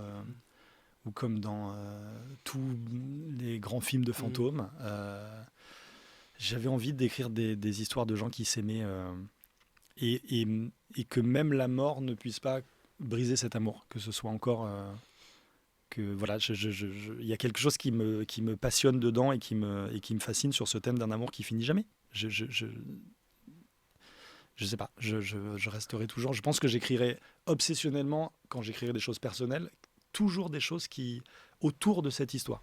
Ah ouais, de quelque chose qui ne peut pas finir et en tout cas qui ne finit pas avec la mort. Ah ouais, ça doit te fasciner à un point. Parce que... Tu sais, en tant qu'auteur, tu as toujours des obsessions et c'est ça. souvent ça qui est le plus intéressant dans ton travail. C'est pas le reste, c'est perfectible et puis c'est que du... Mais tes obsessions, c'est que à toi. Et ce thème-là m'obsède et aussi le thème de être hanté. Ce que ça voulait dire être hanté, au-delà d'être hanté par un fantôme. Moi, mon rêve, quand les gens voyaient l'âme idéale, alors évidemment, beaucoup de gens parlaient de leur deuil, très concrètement, parce que ça parle de ça. Mais d'autres gens parlaient d'histoires d'amour qu'ils n'ont pas pu oublier, ou d'histoires d'amitié qu'ils n'ont pas pu oublier. C'est être hanté par quelque chose, ou par une défaite, ou par un échec, ou par un deuil, ou par être hanté, que quelque chose continue, quoi. Et puis tu as reçu tellement d'amour des gens. Ah ouais, c'était un vrai accueil. Ouais. Tellement gens du milieu, dont quelqu'un d'autre qui a voulu te laisser un petit message. Toujours peur alors, que quelqu'un me demande du fric. Il y a quelqu'un que tu crains ou pas? Oui, évidemment, on va voir, j'ai peur. Alors, coucou Marco, coucou Jean Toussaint, j'espère que vous allez bien.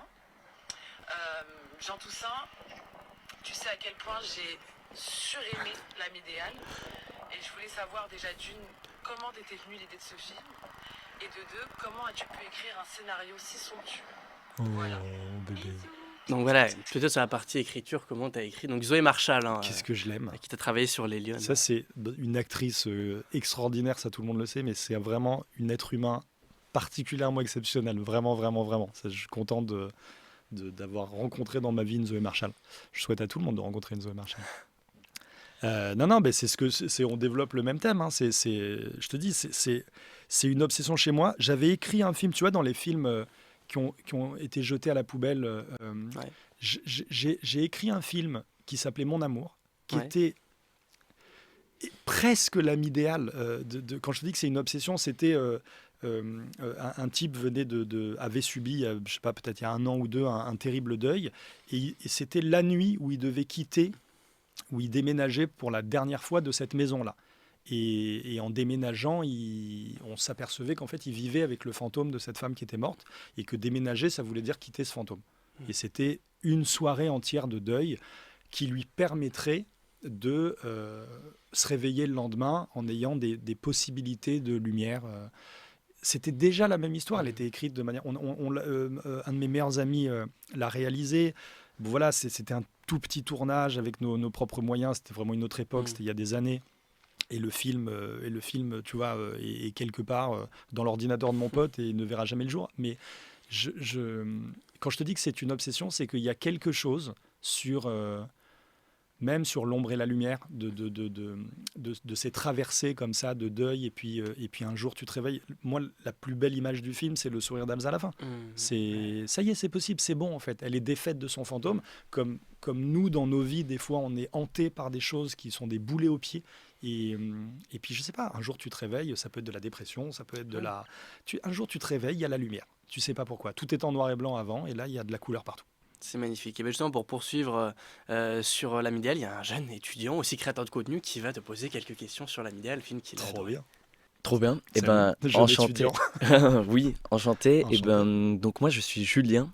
Comme Marco m'a gentiment introduit, étudiant en création et réalisation audiovisuelle. Ouais. Et en parallèle, je suis aussi créateur de contenu cinéma.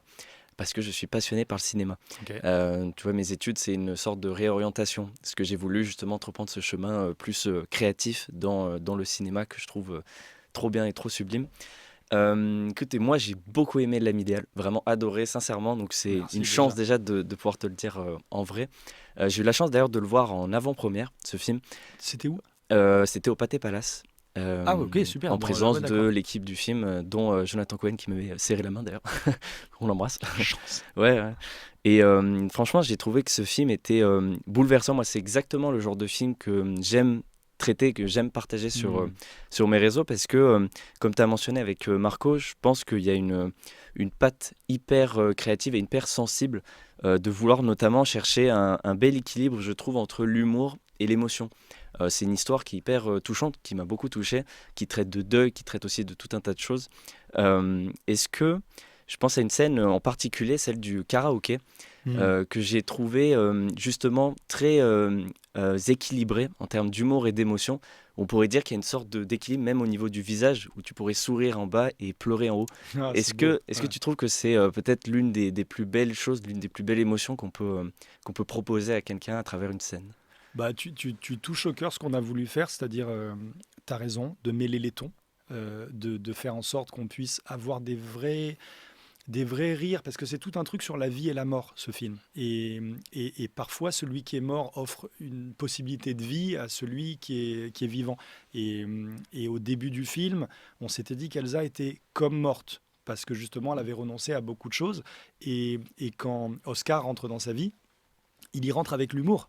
Il y rentre avec une vie, une joie de vivre, bon, voilà, qui va être très remise en question, mais une joie de vivre qui lui apporte à elle un autre aspect de vie qu'elle ne connaît pas. C'est tout un jeu de vases communicants entre qui est vivant, qui est mort, c'est quoi la vie, c'est quoi la mort. Donc l'idée du ton de comédie dedans, il est fondamental, c'est ce que lui apporte le personnage d'Oscar. C'est pour ça que c'était si génial que finalement, après plein d'hésitations, Jonathan ait pu dire oui, parce que je trouve que Jonathan, il apportait et cette profondeur, et cette profondeur qu'il est en tant qu'acteur, et cette légèreté qu'il a juste quand il sourit, quand il lui fait 3 vannes dans la salle de bain, mais quand il rentre dans un écran, je te dis vraiment de cinéma, c'est la vie.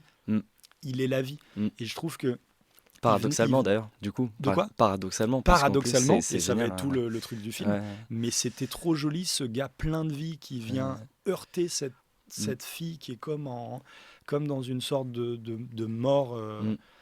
Et bien sûr, comme tu dis, paradoxalement, puisque tout ça va être inversé. Mais donc la scène du karaoké, je trouve que c'est un super bel exemple de tout ce qu'on a voulu mettre dans le film. C'est-à-dire, tu as raison, il y a de la comédie, il y a de la tendresse, énormément. C'est-à-dire que quand je les vois, il y a quand même un sourire comme ça de « Putain, qu'est-ce qu'ils sont beaux quand ils chantent ensemble ». Il y a vraiment des éclats de rire, des vrais éclats de rire de John et Magali, pas que de Oscar et Elsa, de John et Magali, parce que chanter, c'est tellement drôle. Malgré d'ailleurs la situation qui peut paraître gênante, mais en fait... C'est trop beau ce que tu dis de rire en bas et pleurer en haut, parce que tu regardes ce karaoké en riant et il suffit, tu sais, du plan où elle est seule pour te dire « Ah non, c'est horriblement pathétique en fait ». C'est ça. En fait, tu es dans une tristesse pure de quelqu'un qui est en train de s'enfoncer dans la folie. Et le regard des gens, quand elle fait « Mon mari la tristesse des gens sur elle, Mm. et pourtant t'étais dans un karaoké, le plan d'avant, en train de hurler de rire avec eux. Donc t'as raison, c'est tout ce qu'on voulait mettre comme Mm. ton mêlé dans cette scène. Tout. Ah, trop bien. Mais c'était une bulle émotive que j'avais trouvée Mm. trop belle, dont la scène dont tu mentionnais, qui est effectivement une autre scène qui m'a fait pleurer pendant le visionnage de ce film. Je suis très sensible. C'est Mireille. Mireille. Ouais. Sans spoiler, pareil, mais j'ai trouvé que cette scène, elle était hyper jolie. Et il y avait aussi un autre détail que j'ai trouvé super intéressant avec cette scène que tu n'avais pas mentionné. Je veux voir justement ton Ouais. avis sur ça. En fait, il y a aussi donc le personnage de Elsa, mais également le personnage de Sofiane, donc le collègue de Elsa, qui est un petit peu, qui comprend pas tellement ce qu'elle fait, souvent un petit peu des petites discussions colériques tu entre dis les deux. son collègue joué par Jean-Christophe Folly, parce que Sofiane, c'est son mec du début. Oui, tout à fait. Oui, c'est ça, tout à fait. Et Alors tu dis quoi, toi? Tu dis son collègue, son chef de son clinique, chef, tout à celui fait. D'accord, oui, Tout à bien fait. sûr. Ok, Et ben, ok. il y a cette scène donc avec Mireille quand Ouais. son chef est dans la pièce, dans la salle, et il ne dit rien. Il a ce silence qui est Ouais. hyper fort, je trouve, parce que c'est la première fois donc dans cette scène finale qui est hyper bouleversante où en fait il est là, juste il regarde, il est comme estomaqué par ce qui se passe parce que il y a quelque chose qui se passe, il y a quelque chose qu'il comprend. Ouais, c'est trop beau. il Et comprend j'ai tout. trouvé ça super. Pour moi, il n'y avait pas besoin d'un mot, il n'y avait pas besoin de paroles particulières. Est-ce que tu penses que certaines scènes peuvent être encore plus puissantes dans le silence d'un personnage au lieu d'être dans les mots? Bah, bien sûr, tu sais, oui, t'as toujours ce fantasme.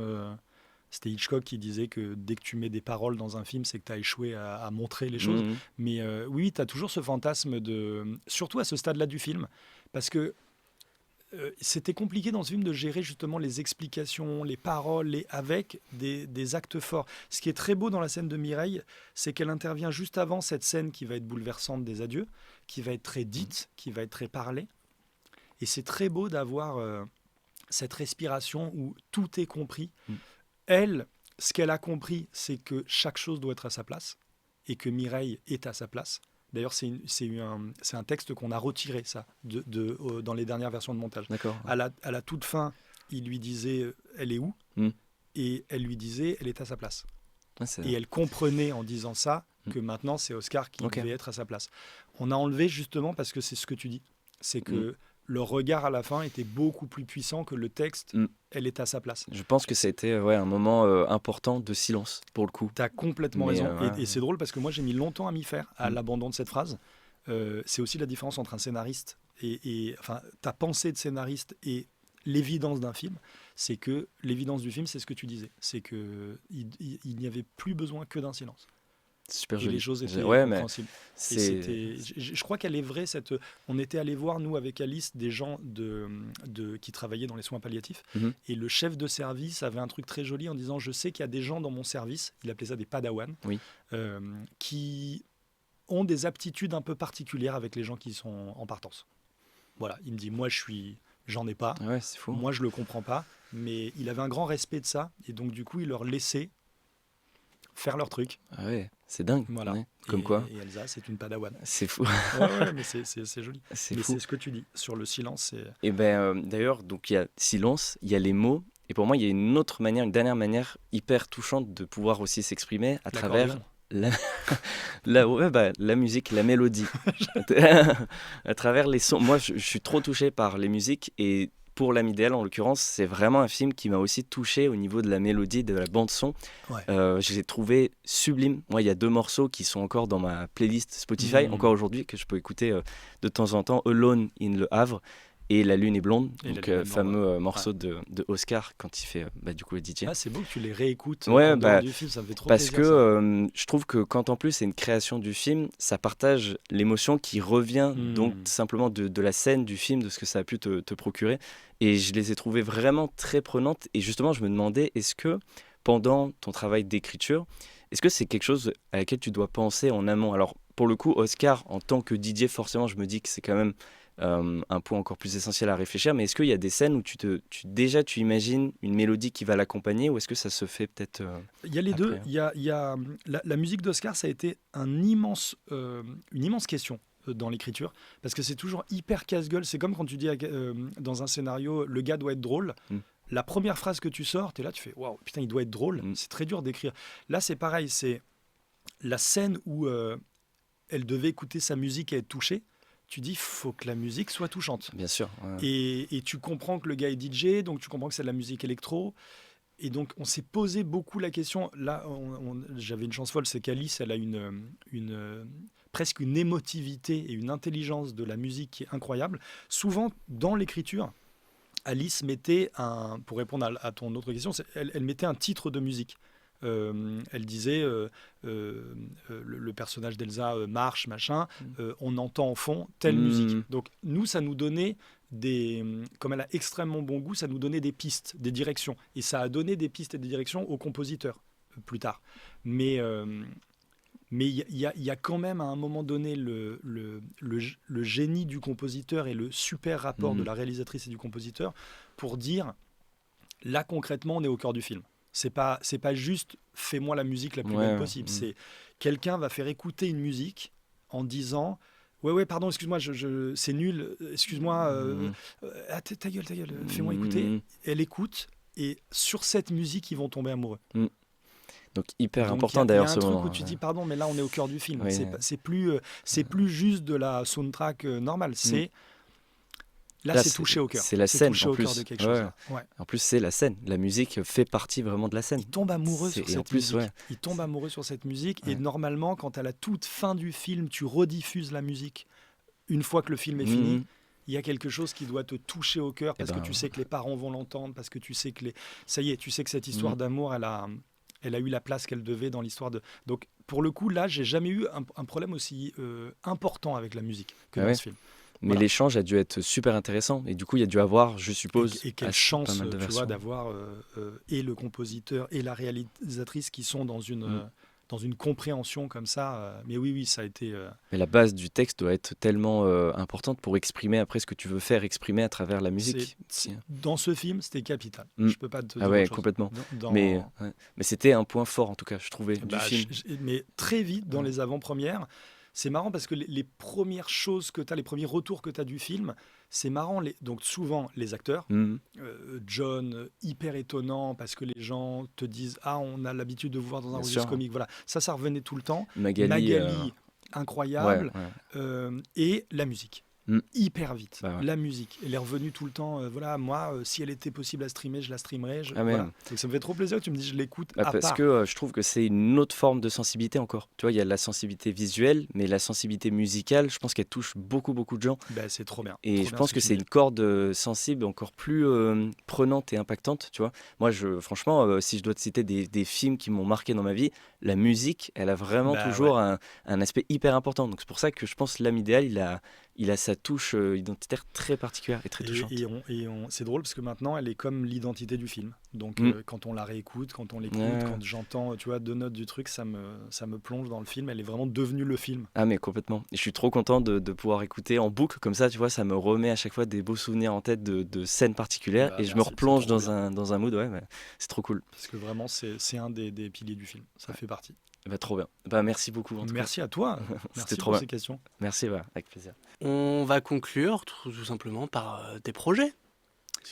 Écoute, on a plein de choses très chouettes qui arrivent. On est toujours... c'est toujours une réussite quand il y a des suites. Donc, on aimerait beaucoup une suite d'Elion parce qu'on est très attaché à ce projet. Il y a une suite d'Iris sur laquelle on est en train de réfléchir.